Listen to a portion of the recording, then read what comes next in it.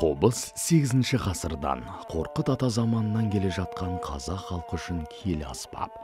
Қарағайдың түбінен қайырып алған, үйеңкінің түбінен үйіріп алған қобызда қазақтың кие тұтуының өзіндік мәні бар. Бұл қобызды ойлап тапқан мистикалық тұлға Қорқытпен тікелей байланысты. Қобыз адамның дауысын, қасқырдың ұлуын, аққудың қиқылын, жел мен судың үнін бере алады. Қобыздың мойны имек, шанағы ожау тәрізді қуыс, бет жағы ашық, ал түбі көнмен қапталады. Қобыздың шегімен садақ тәрізді, ысқышы жылқының қолынан тағылады.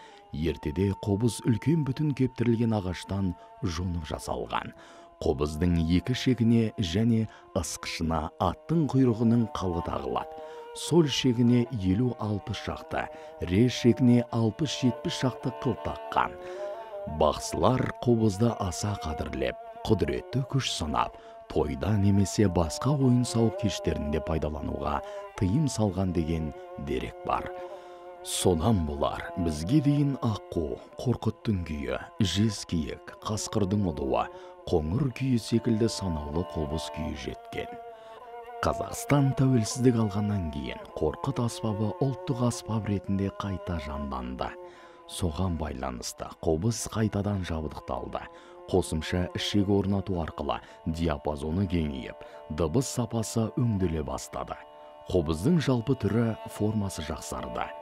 Аспапта ойнау техникасы жетілдірілді. Үн шығару мен ойнау шеберлігін арттырды.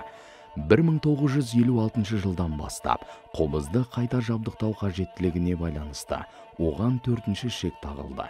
Соған байланысты орындаушылардың мүмкіндігі молайды. Жаңа туындылар дүниеге келді.